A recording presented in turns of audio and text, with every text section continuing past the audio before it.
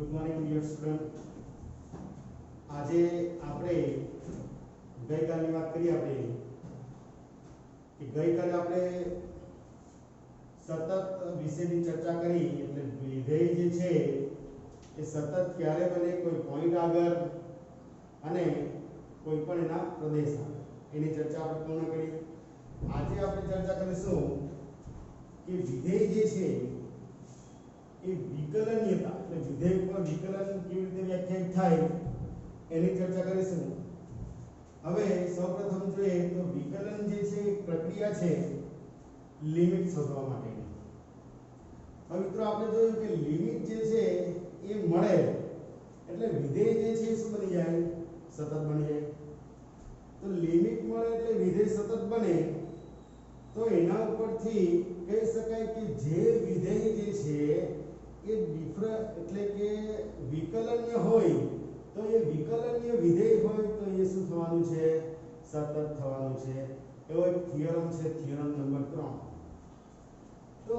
દરેક વિકલનીય વિધેય એ કેવું થઈ જાય મિત્રો? સતત થઈ. હવે આપણે જોઈએ કે વિકલનીયનો અભ્યાસ જે છે આપણે 11મા ધોરણમાં ભણી ગયા મિત્રો. 11th સ્ટાન્ડર્ડમાં આપણે વ્યાખ્યા જોઈ હતી. ત્યાં જોયું કે f કોઈ વાસ્તવિક વિધેય હોય અને f કોઈ બિંદુ c એમના પ્રદેશનું હોય તો આપણી પાસે વિકલનની વ્યાખ્યા પ્રમાણે બને f'(c) = limit h tends to c f of c plus h minus f of c ભાગ્યા h. આ પ્રમાણનું મળે અને એને દર્શાવવા માટે આપણે d/dx f of x અને x જે છે x = c, એટલે કોઈ બિંદુ c આગળ વિધેય જે છે વિકલનીય છે એવું આપણે જોઈએ. સામાન્ય રીતે વાત કરીએ આપણે બીજી પ્રક્રિયામાં તો f' આ જે છે બિંદુ c આગળ છે એટલે f'(c) તરીકે દર્શાવવામાં આવે. હવે જનરલી સામાન્ય વાત કરીએ તો f'(x)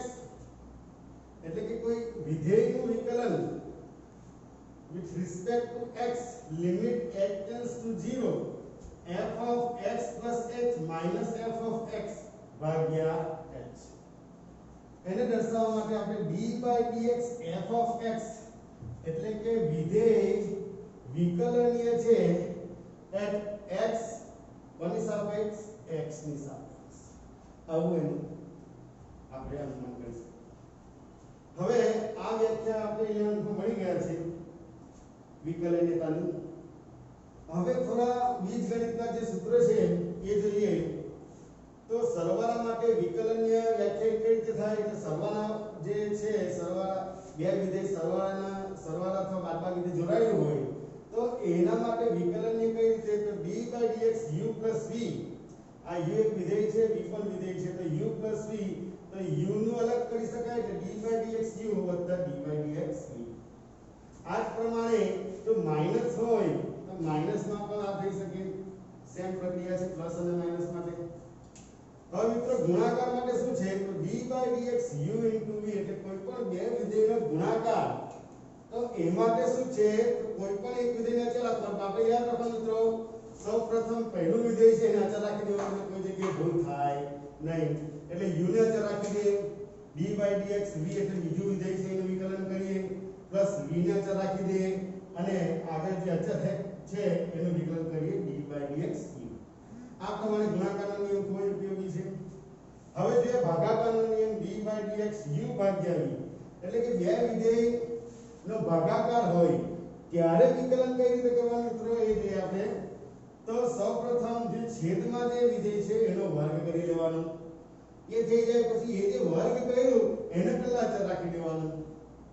અને જે બાકી રહ્યું d/dx u માઈનસ, યાદ રાખજો માઈનસ આવશે માઈનસ u d/dx v.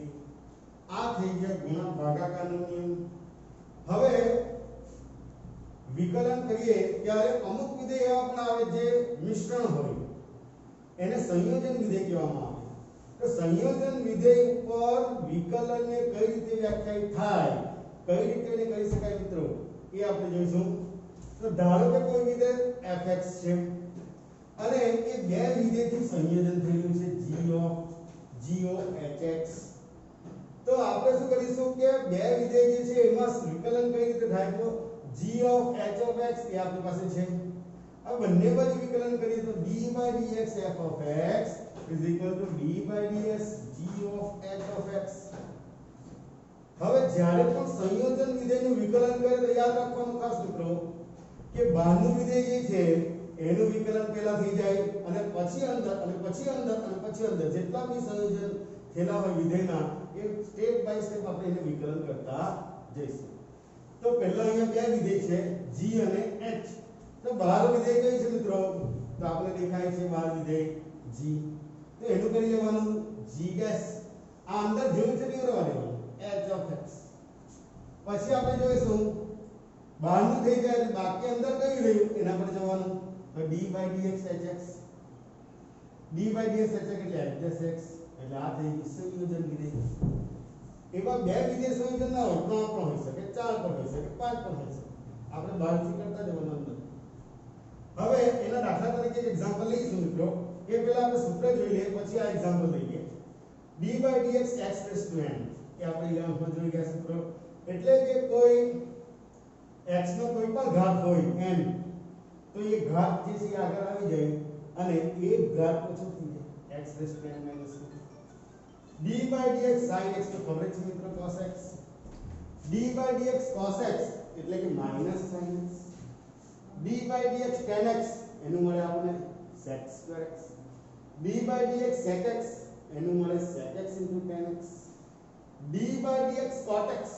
એનું મળે minus cos x2 x d/dx cosec x એનું મળે minus cos x2 x * cot x d/dx a raised to x is equal to a raised to x log a base e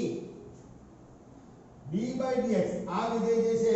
એ ઘાતાંકીય વિધેય છે exponential function તો એમાં આ રીતે d/dx e raised to x આ પણ એક્સ્પોનેન્શિયલ ફંક્શન છે આ જ પ્રમાણે સેમ જો a raised to x e raised to x a raised to x e raised to x log a log e base e અને આપણે ખબર છે મિત્રો log a base e એટલે શું થઈ જાય 1 થઈ જાય આ 1 થઈ જાય એટલે આપણે શું મળે e raised to x એટલે એક જ વિકલન એવું છે કે જેનું વિકલન કરીએ જ મળે કયું e raised to x d/dx log x એનું મળશે આપણે 1/x હવે જોઈએ આ વિધેય જે છે એક્સ્પોનેન્શિયલ છે પણ આ વિધેય જે છે એ કોઈ બહુપદીય વિધેય એટલે કે ઘાતનું વિધેય છે ધારો કે ઉદાહરણ લઈએ આપણે d/dx x raised to 4 તો આ 4 જે છે n છે 4 આગળ આવી જાય એક ઘાત ઓછો કરવાનો એટલે x raised to 4 - 1 એટલે આપણને મળે 4x³ આ રીતે વ્યાખ્યાયિત થાય હવે આ જે છે અને આમાં ફરક છે a raised to x એટલે અહીંયા આ રીતે મળે દાખલા તરીકે આનું લઈએ આપણે a raised to x અહીંયા લઈએ d/dx a raised to x ધારો કે d/dx 2 raised to x જો મિત્રો a એટલે કોઈ અચળ સંખ્યા 2 કોઈ પણ હોઈ શકે 2 raised to x તો 2 raised to x પહેલા હોય log a એટલે log 2 base e આ રીતે વ્યાખ્યાયિત થાય હવે સંયોજન ફંક્શન જે છે એનું કોઈ ઉદાહરણ લઈએ આપણે ધારો કે લઈ લઈએ sin cos x² આવું મિક્સ વિધેય છે જો sin છે cos છે x² છે ત્રણ વિધેય અહીંયા મિક્સ થયા તો આવા પ્રકારના વિધેયનું આપણે વિકલન કરીએ તો d/dx sin cos x² આનું જો કરવાનું હોય તો સૌપ્રથમ મિત્રો બહારનું વિધેય બહાર કયું છે સોરી sin x ની આવે sin બહાર કયું છે મિત્રો sin તો sin નું શું થઈ જાય cos બાકીનું જેવું છે તે રહેવા દેવાનું cos અંદર જે છે એ cos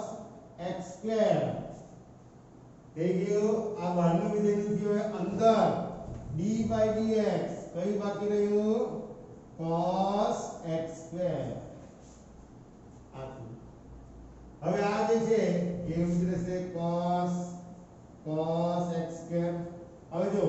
ફરી પાછું cos x સ્ક્વેર બે વિધેય સંયોજન થયેલા છે એટલે cos નું થઈ જાય cos નું શું થઈ જાય મિત્રો sin x સ્ક્વેર હવે કઈ બચ્યું તો અંદર હજી પણ બહાર નું થયું હજી એક અંદર છે d/dx x સ્ક્વેર ખબર પડતી છે મિત્રો આ જ પ્રમાણે આ જ છે cos x સ્ક્વેર આનું મળે sin x સ્ક્વેર બરાબર છે આ x સ્ક્વેર નું મળે આપણને આના ઉપરથી 2 ઘાત આગળ આવે 1 ઘાત 6 એટલે 2 x raised to 2 minus 1 એટલે 1 આ રીતે આ વિધેય જે છે એનું કમ્પોઝિટ જે વિધેય છે એટલે કે સંયોજન વિધેય જો વિકલનને આપણે આ રીતે કરવાનું સૌપ્રથમ બાર પછી એની અંદર જેટલા બી વિધેય સંયોજન થયેલા હોય એ તમામના 1 by 1 આપણે વિકલન કરતા જઈએ એટલે આપણને આ પ્રમાણે વિકલન મળે એક બીજી તો અહીંયા ખાસ ધ્યાન આપવાની વાત છે કે sin નું cos થઈ જાય પછી અહીંયા જુઓ એક ધ્યાન રાખવાનું યાદ લઈએ તરત જ આ જો cos એટલે c થી શરૂ થતા cos cot cosec c થી જે વિધેયનું વિકલન થાય છે એમાં મિત્રો શું આવે છે માઈનસ આવે છે એટલે આ ધ્યાન રાખવા જેવી બાબત છે તો સૂત્રમાં કોઈ જગ્યાએ ભૂલ થાય નહીં હવે આપણે આ જે સૂત્ર છે એનો ઉપયોગ કરીને બધા એક્ઝામ્પલ કરીશું નેક્સ્ટ